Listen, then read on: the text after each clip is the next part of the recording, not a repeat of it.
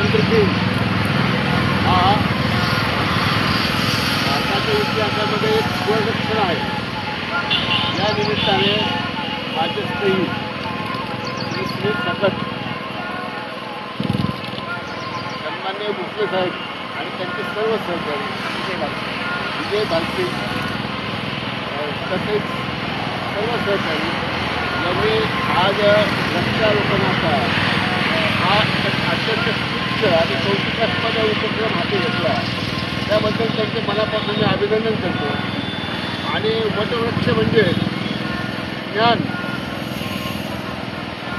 शिक्षण आणि अध्यात्म या त्रिवेणी संगम आज स्वातंत्र्य दिनाच्या निमित्ताने आमचे श्री सकट यांनी साधून आणला. याबद्दल मी त्यांचे अभिनंदन करतो.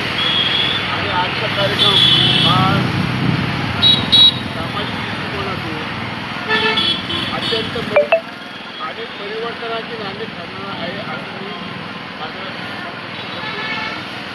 भारत माता की जय.